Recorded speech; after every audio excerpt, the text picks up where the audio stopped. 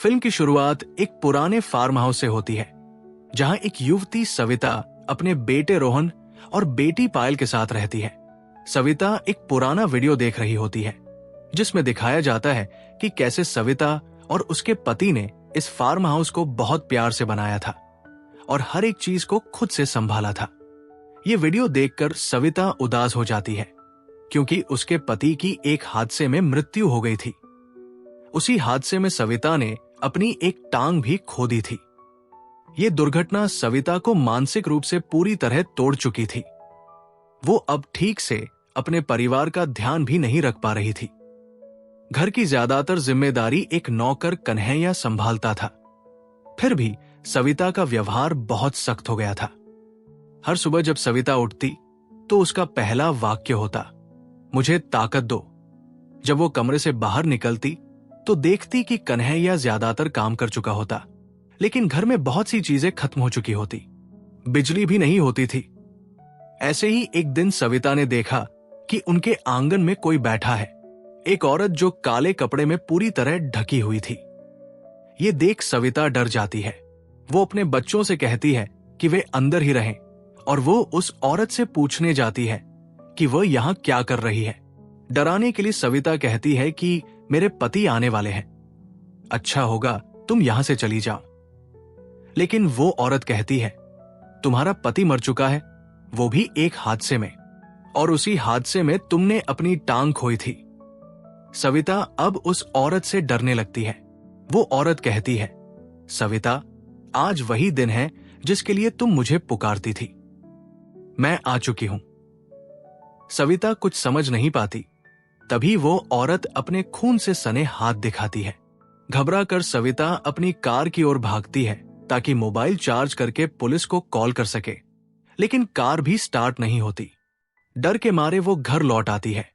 बच्चे उससे उस औरत के बारे में पूछते हैं, लेकिन वो उन्हें डांट कर चुप कर देती है।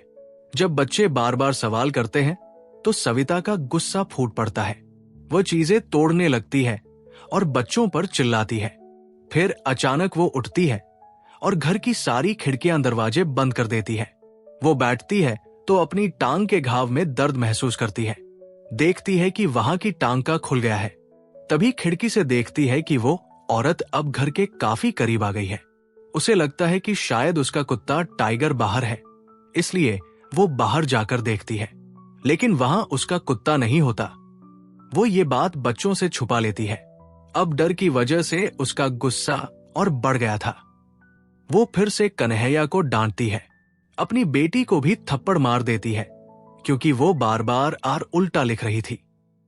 लेकिन तुरंत उसे अपनी गलती का एहसास होता है।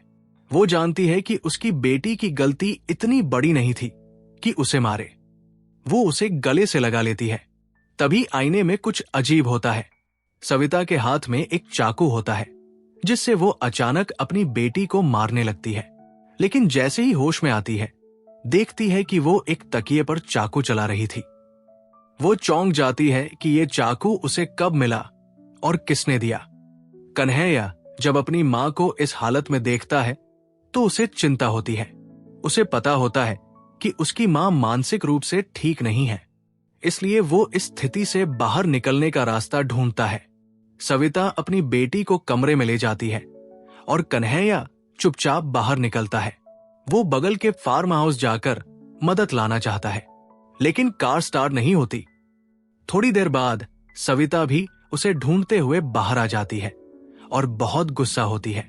वो उसे वापस घर ले आती है, लेकिन अब कन्हैया भी नाराज हो जाता है। उसे पता चल जाता है कि टाइगर कहीं नहीं है और उसकी मां उससे कुछ छुपा रही है। कन्हैया अपनी मां से कहता है, आप चिंता मत करो, मैं सब संभालूंगा।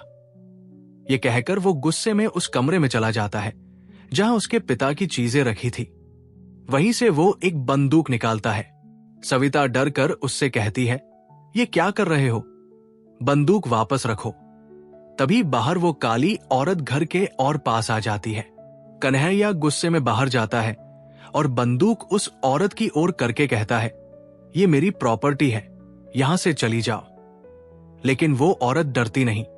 वो अपना घूंघट हटाकर कहती है, तुम्हारी मां ने तुमसे आज तक झूठ कहा है, जाओ जाकर उससे पूछो कि तुम्हारे पापा की मौत कैसे हुई।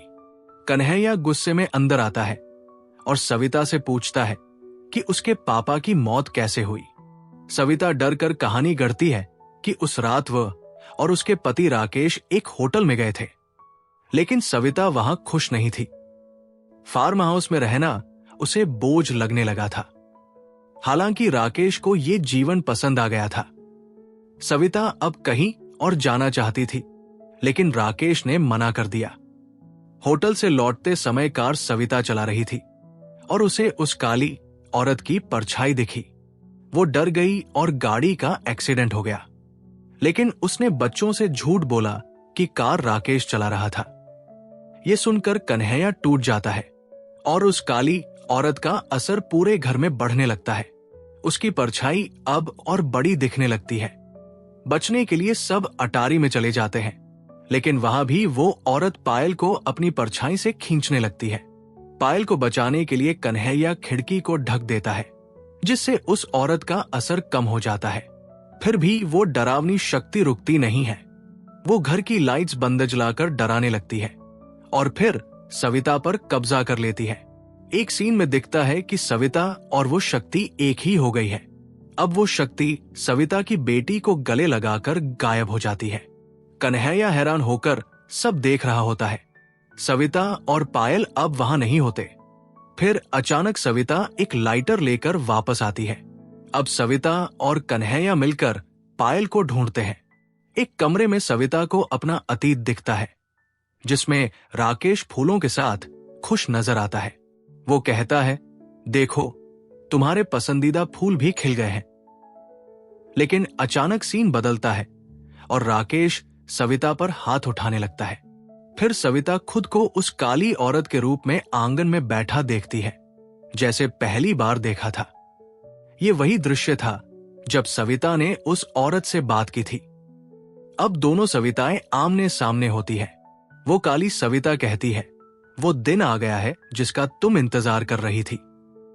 सीन कट होता है और सविता खुद को फिर अटारी में अपने बच्चों के साथ देखती है। वे नीचे आते हैं और वही काली औरत फिर से सामने आती है। सविता डर जाती है और बंदूक तान देती है, लेकिन वो औरत कहती है, मैं खुद नहीं आई, तुमने मुझे बुलाया है। हर सुबह तुम कहती थी, मुझे ताकत दो। तुम अपने जीवन को खत्म करने की ताकत मांग रही थी। अब मैं आ गई हूं। अब सविता उस औरत के साथ अकेली रह जाती है। वो उसे खुदकुशी करने के लिए उकसाती है, लेकिन अगले सीन में दिखता है कि सविता सही सलामत कमरे से बाहर आती है। बच्चे पूछते हैं, वो औरत कहाँ गई? सविता कहती है, अब वो औरत नहीं आएगी। मैंने उसे भगा दिया है और अब मेरे अंदर इतनी हिम्मत है कि वो फिर भी आए तो मैं सामना कर सकूं। अब सब घर के अंदर जाते हैं। लाइट आ जाती है और उनका खोया हुआ कुत्ता टाइगर भी लौट आता है। दीवार पर बनी पेंटिंग में वो काली औरत भी दिखती है, जिसे सविता ने खुद बनाया था। असल में वो काली औरत कोई और नहीं, सविता की नकारात्मक सोच और आंतरिक अंधकार था। उसकी बुरी भावनाएं इतनी बढ़ गई थी कि वे एक रूप में सामने आ गई। लेकिन जब सविता ने उन पर जीत पाई, तब जाकर उनका अंत हुआ और फिर परिवार की जिंदगी दोबारा सामान्य हो गई। फिल्म यहीं पर एक सकारात्मक अंत के साथ समाप्त होती है। देखने के लिए धन्यवाद।